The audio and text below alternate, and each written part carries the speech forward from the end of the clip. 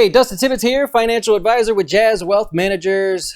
How you doing today? Hey, quick marketing thing. I won't say go to the website today and do all of that. I'm going to share some research with you today, and it's sort of in line with what we're going to be offering in our new research site. But if you don't mind, I'll just try to point this out real quick. If you want to go to jazzwealth.com/research up there at the top, you can see the types of research that we're looking to offer here for our customers, as well as for those of you guys that want to participate and kind of see what's going on there. It's free for our customers.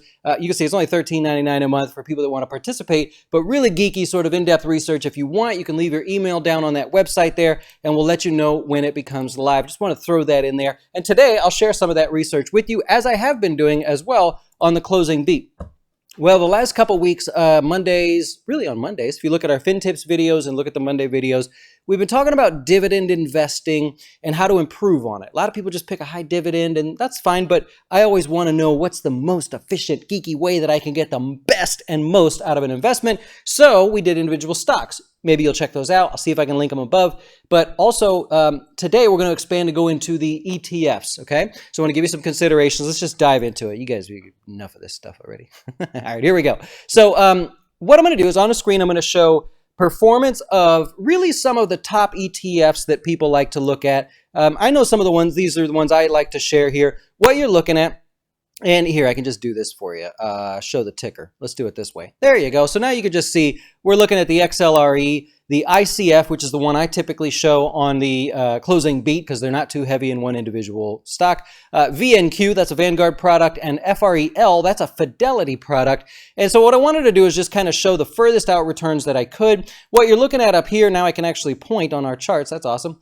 You're looking to see, not in order, but you're looking at best performer, XLRE, ICF does okay, FREL, and then the Vanguard product comes in last. You can kind of see the performance off here. This is total return over the time period. Does not include dividends. Give me a second and I'll include those dividends for you. But basically, you could just very quickly organize these and see, all right, if I want total return, which ones do I go with, right? The XLRE does the best out of the group, and it's not as old as some of the other ones, but you can go back and kind of look at that. All right. One of the other things I wanted to include is the dividend table here. I'll go over here to this chart, and we'll take a look at the dividend yield. A lot of people like to look at the dividend yield. It shouldn't be the only consideration, but as you can see, there's a large difference between them. The ICF pays the lowest out of the group. Your Vanguard and your Fidelity product, FREL, I usually just say FREL, so if you don't mind, I'll just say FREL, pays the most out of all of them, but basically Vanguard and FREL pay the same.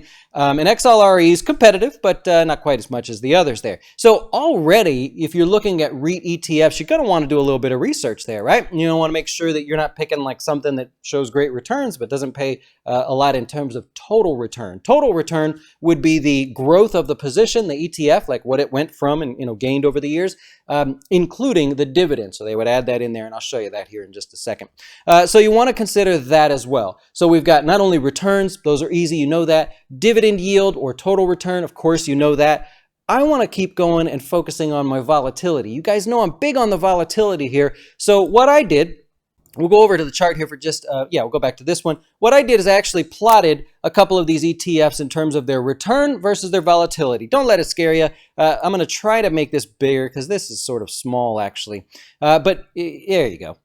So what we're looking at here is the total return over, annualized return over a 5-year time period. In other words, over 5 years of holding each one of these ETFs, what would you have averaged per year? Not every year, but if you divided the total return by 5, what would you have had? So you could see VNQ total return, let's call it 3.85% down here if you can't see it. FREL total annualized return, 4.5%, and ICF annualized over the 5-year period average about 4.5% as well. All right, so not bad. On the x-axis, what you're looking at here is the volatility that you had to experience in order to get this return. So for example, the VNQ had very low volatility, had high volatility for a low return.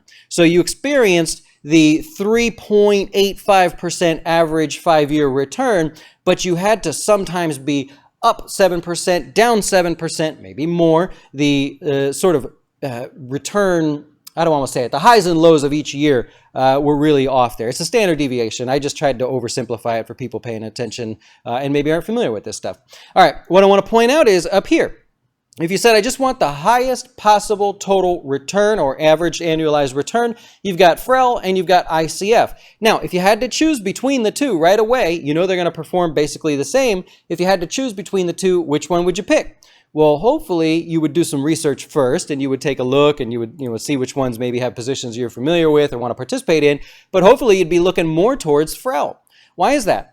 It has an average annualized return of 4.5% over the last 5 years, but it did so in a less volatile way, 5.5% versus, let's just say, 7% there, down here at the bottom. So the moral of that story is, do you want the same return for less of a wild ride, or will you take this 4.5% average return for a really, really, really wild ride compared to FREL, right? So something you want to take a look at there. Now, if you're curious, because I know this is going to come up, we manage our own portfolios at Jazz Wealth, and so you're wondering how our REIT fund did. You can go to our website, actually, and you can see the performance right there if you'd like.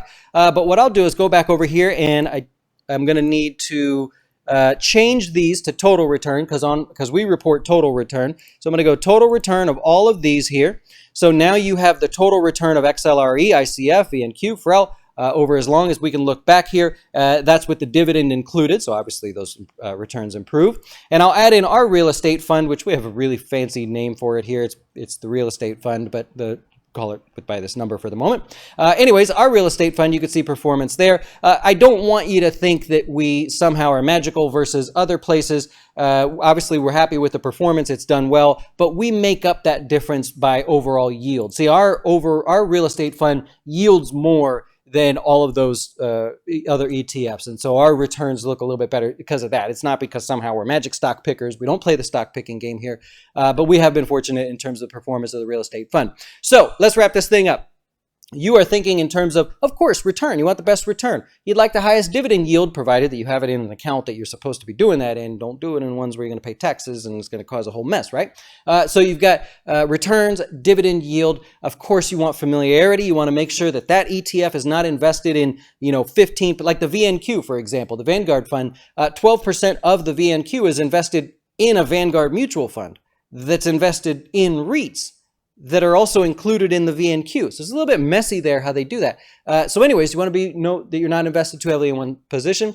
And then fourth, volatility. Take the best return you can find with the least amount of volatility. Why bother? If you can get the same return for less, then why not take the same return?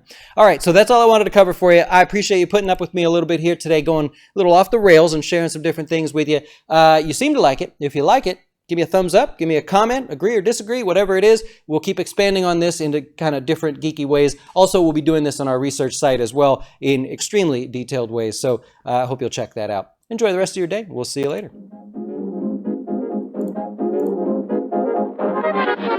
Why should you choose Jazz Wealth as your retirement or long-term investing service?